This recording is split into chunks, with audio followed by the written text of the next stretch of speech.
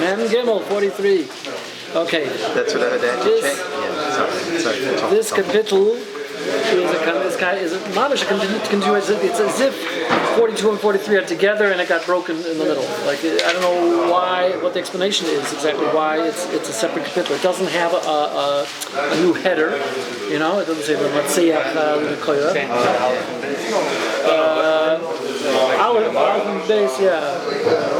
There's a few of them like that, but this is very clearly like that though. Why Did you give my apologies? This is very clearly because Mamash uses the same sukkah. The sukkah are repeated, so it's it ends up with the same posuk. It's a continuation. I asked Amnon to convey my apologies yesterday to everybody.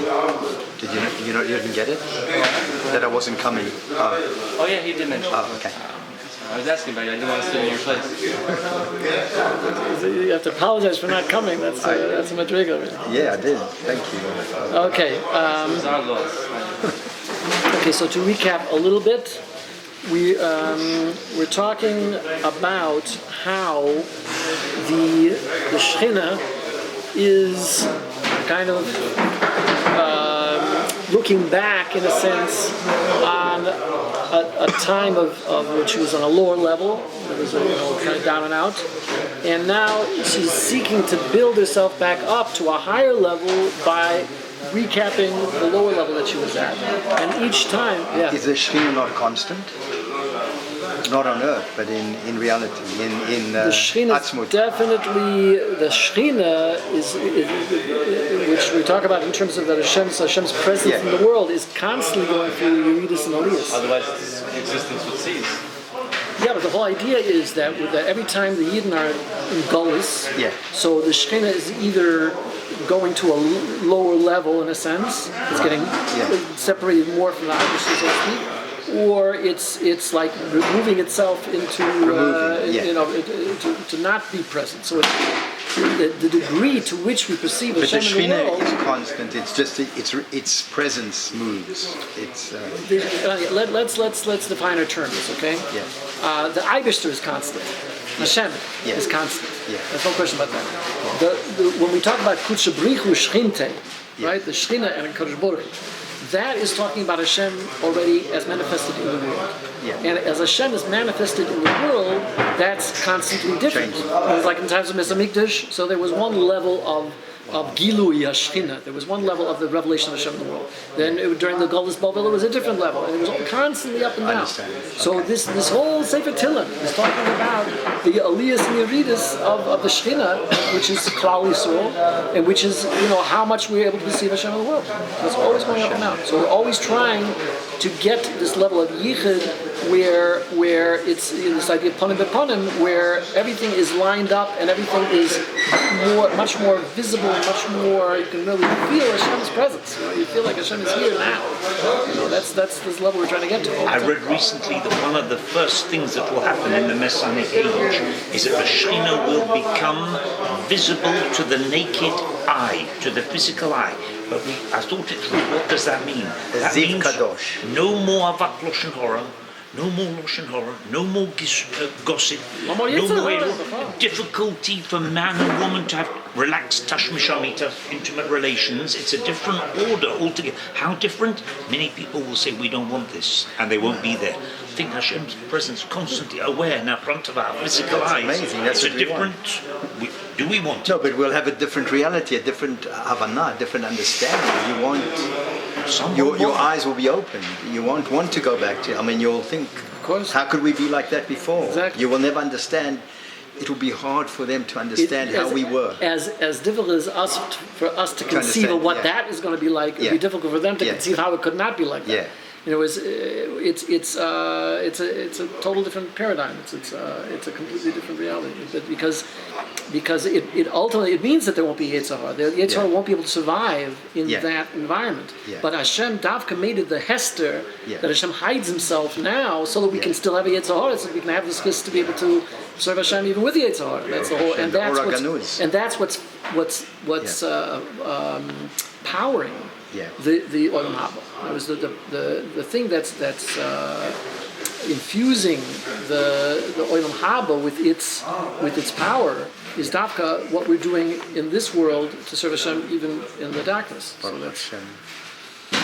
that's the whole kins. Okay, so anyway. So we're going through this. So the whole thing is levels, and the whole thing is as we talked about the idea of like a vacuum cleaner that we're trying to get. We get davka the nitzitzis, the chayas, which we talk about this idea that it's an a mason because the sparks of kedusha that fell into the mud, so to speak, is an idea of misa. That's Shvius HaKelim. That's all of this godliness that is spread out, throughout the world in all these weird places, and it looks like it's dead in the sense that you can't see the chayas of Hashem in it. And then we go back into those experiences and are able to, that's the idea of Tshuva Me'ahava. Tshuva Me'ahava means going into your darkest times. What did you say? Tshuva Me'ahava. Tshuva. Me'ahava. Okay, so what's it talking about? Tshuva Me'yira, especially at the level of years, Oynish, is just, I don't want to get clobbered, so I'm going to do Tshuva because I'm afraid.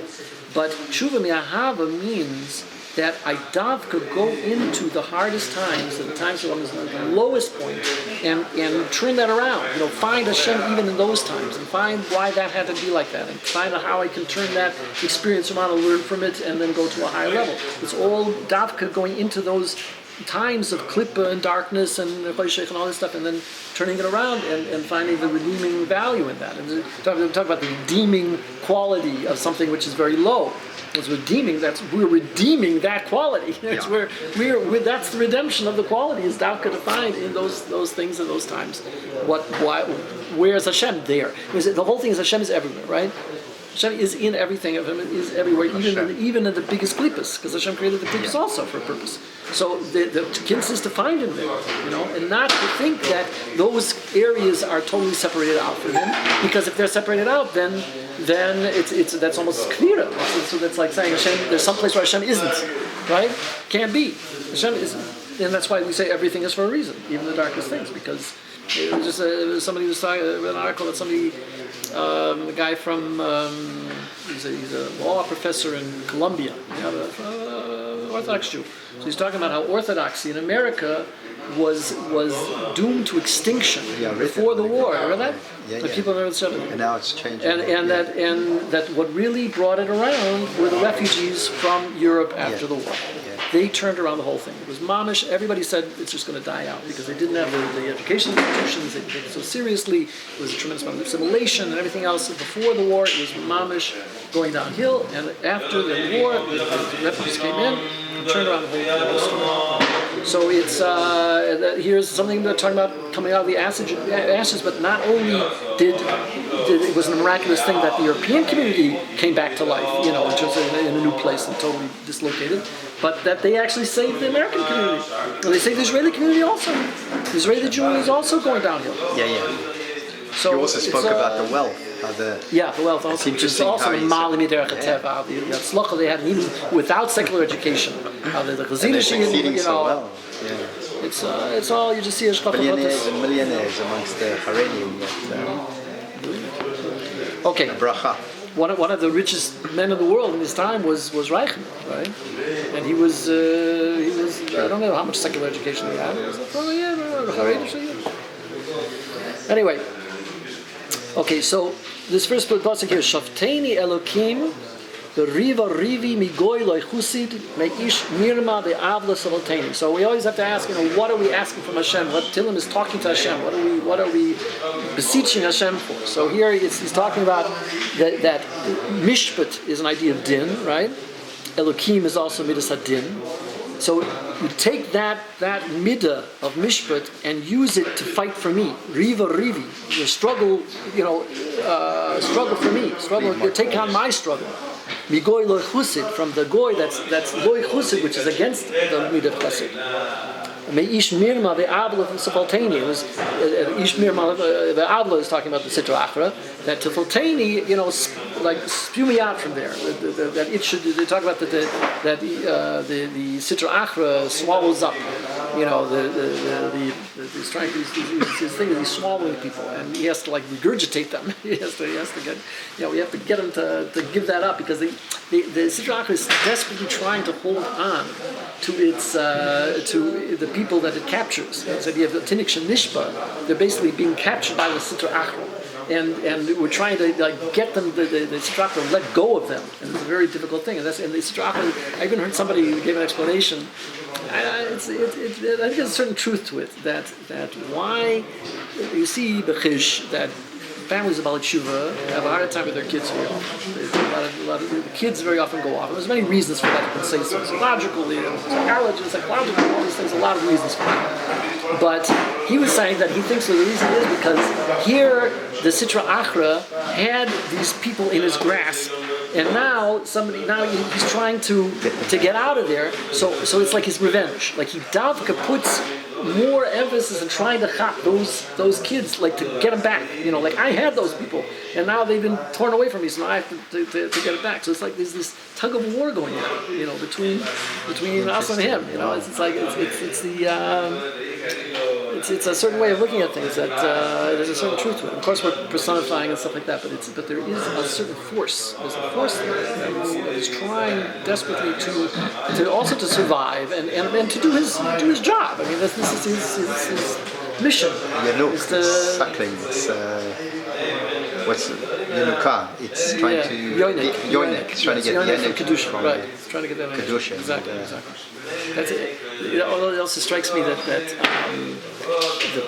the energy that you can see in the klippa a lot of times, like what's the energy of sports, for example? People get so worked up about it, you know, or theater, you know, movies, and all these kinds of things. There's such a tremendous energy there.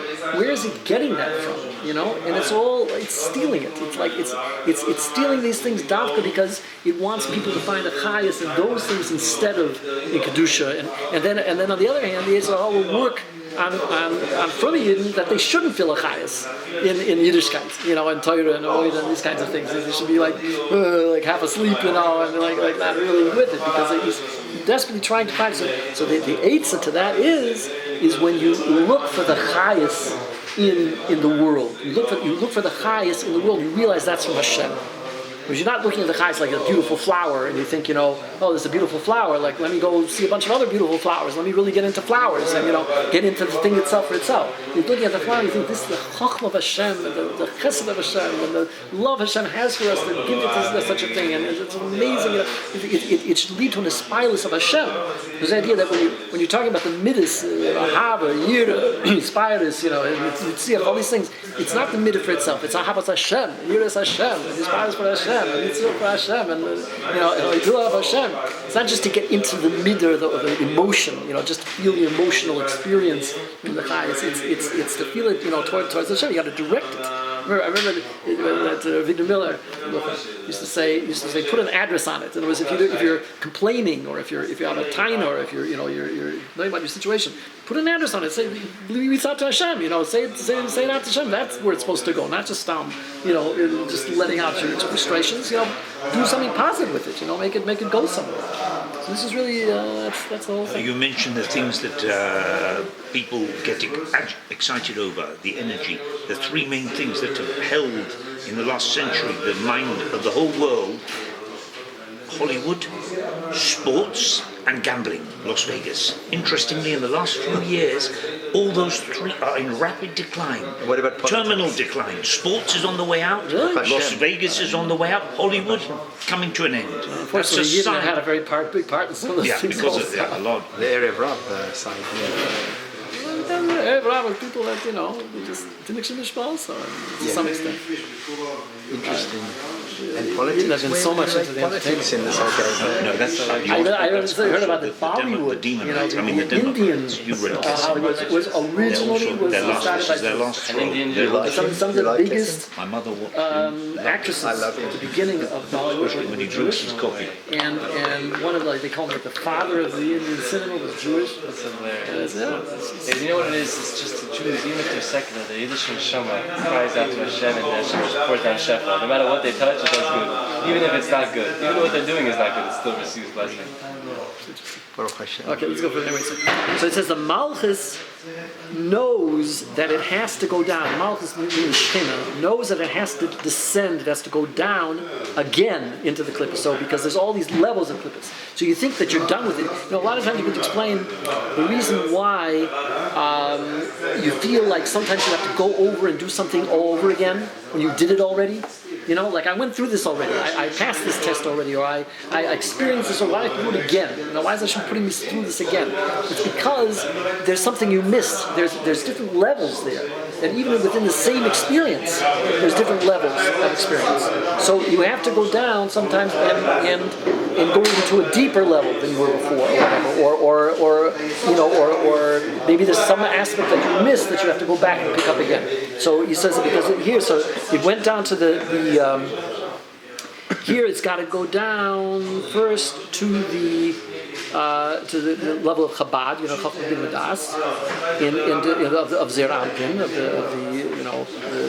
the Midas, and it's asking again, and then it has to go down again for Chesed Gvur Tiferes. So first it's going down for the Moyach aspect, the Chacham bin Midas, and then it's going on to more of the emotion aspect of Havir and Tiferes. And then it has to go ultimately into Netzach Chol Yisoid, and the Min aspect. So all of these different levels have to be Third aspect? Netzach Chol Yisoid, which are generally more Emunah. More what? Emunah. Emunah. Yeah. So more emotion and emunah. Yeah. So the Chesed Tiferes is connected to Havir and Hispanis. Anyway, so he says that you have to. He's trying to be Yamshich Shavteni Elokim. He wants to be Mamshich. He wants to bring down the level of Rachamim, which is called Mishpat. Here he says Mishpat is actually Rachamim, through the level of Elokim, which is Bin Zadin. He's trying to extend down the level of Rachamim into Elokim, which is Din. Mishpat is Rachamim? Everything's context. Everything is context. That's what you have to be a real Mekibel to handle that stuff. Really, I thought there was rules. No. And No. I mean, there are rules, but you have to. Rules that apply to all situations. There are rules in a sense, but they're not simple rules. They're complicated rules, and the deeper you get, the more complicated you realize. So Mishpat in one context and it's all, Din, and the other because it's also there's the whole thing of Mitzad Mekablim, Mitzad Mashpia, Mitzad. There's talking about that there's the midas within Malchus in the Shechina, and then there's midas within Bina, and there's midas within. It's especially with Arizal, it's extremely complicated. So it's all a question of how you're looking. If you're looking from the bottom up, you're looking from the top down. It's all relative. So because we're not talking about absolutes. We're not talking about, when you're talking about the positioning of the spheres and this kind of thing, it's not absolute. It's all in relation to something else and according to the time and according to the place. And it's really, really, really didactic things. Okay, so Rivi Migoyla Husi, just talking about the Malchus of Risha. So that's all, there's a Malchus, there's a Zikading at Z, there's the two, opposite forms. The tselem of Elokim, and there's the tselem of the Sitra Achra, and they're mamish a mirror image in a sense. So we're always trying to take out from this and go into that. So then it says Kizuav, gold is Maramaz al Gvirus Nimtukas. It says that gold, the element of gold, is talking about Gvura, Din, Yira, but Nimtukas, that it's been sweetened, it's been already had its tikkun. In a sense. So it's been infused with Rachamim and with Chesed. So it says that he says that there's a kind of zuhav that's soft like butter. Paz. No, like wax. Is this paz? Soft like wax. It doesn't use the word paz, but it's there's not, he's just talking about. In fact, it doesn't even say zuhav here. That's why I don't know. But it's just that he's relating it to that. This idea of vuras nimtukas. So he says the malchus that each one of the malchus was yoinik, it received its kedusha from one of the views of Nimtukas, and but each one of them was a different level of dinam hakushim. Each one of the golius was each one of the exiles was a level of these very hard dinam hakushim murim. And that's goy loy chusid. So goy chusid is a goy that doesn't have any chesed in it, And then he says that Malchus is this idea of the Raglecha Yordos Mavis. So there's an idea of the Malchus that its legs, its feet are going down into the level of Mavis, of Nisa. What it means is that's like the Klippas. That it has this level of achiza in a sense. It can go either way. It's a certain vulnerability because of the fact achiza is a hold. Grasp. It has a grasp, yeah. Achiza.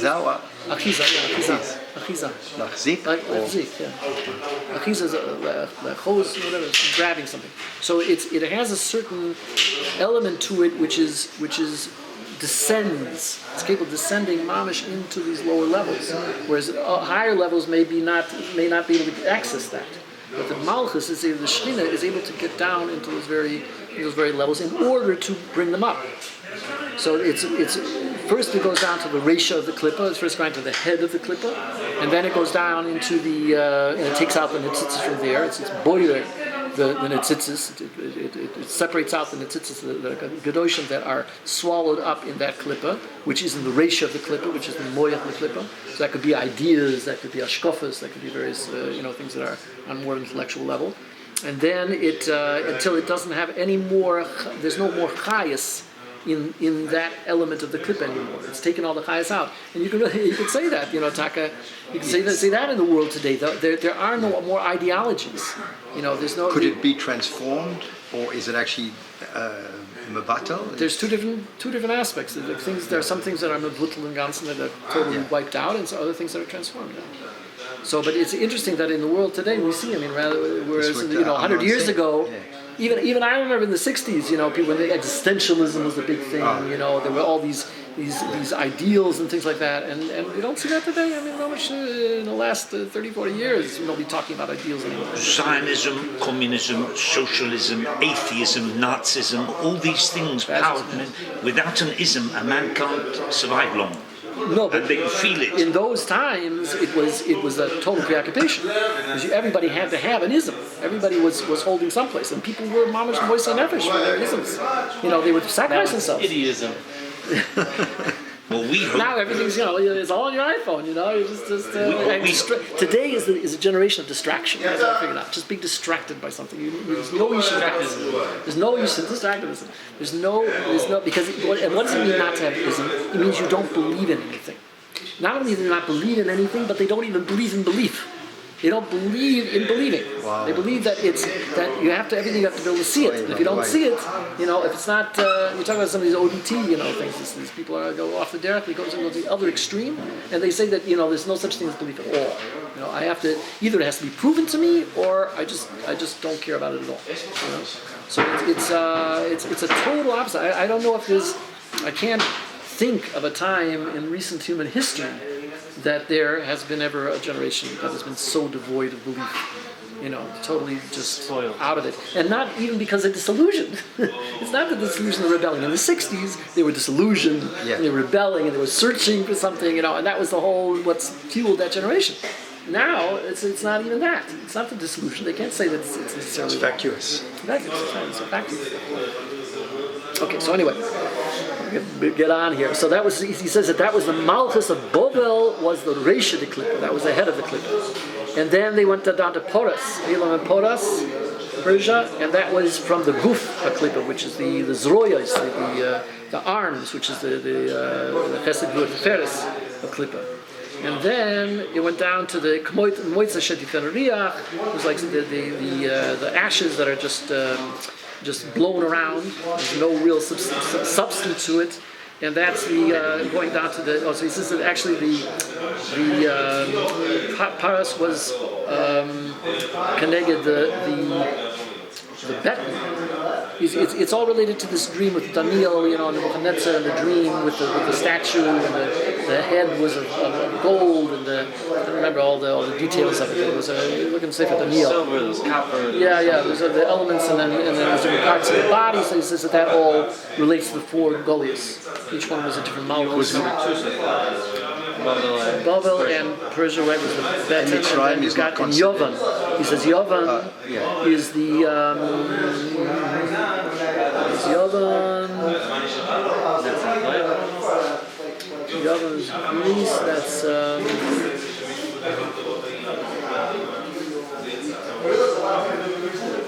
That would be a sword. It doesn't say it so clearly.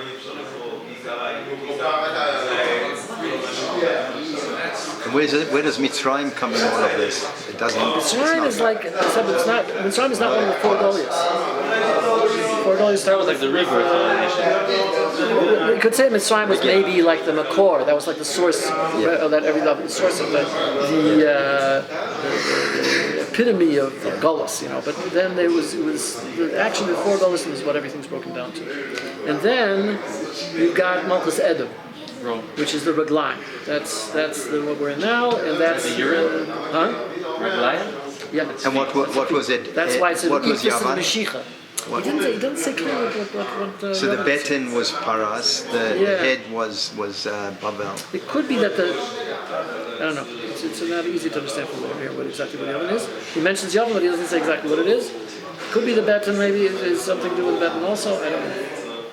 But anyway, it comes out that Edom is the feet, and that's the idea of Ikvus of the Mashiach, the heels of Mashiach. That has to come out of Edom because that's talking about the very bottom level.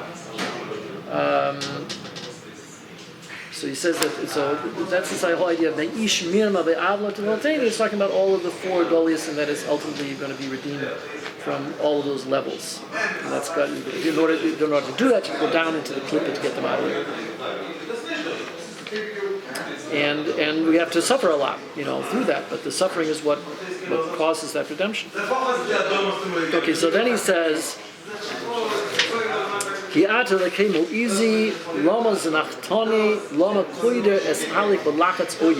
this is just a general kind of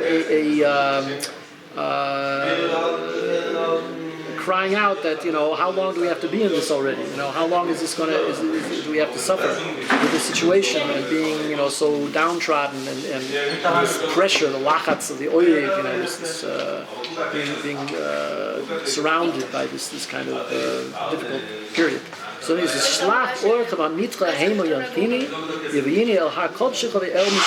so here he's talking already more positive, that, you know, send down the light and your light. So he says that he always interprets the kuf at the end of the word to be the keser. Keser. Kuf is keser. So kuf. Only when it's referring to God or all the time? Only when it's referring to God? Most, a lot of times. That's okay, all the time? A lot of times. So orcha is the oyer, is the idea of erech anpin, which is, you know, that's very high level keser. So that's the oyer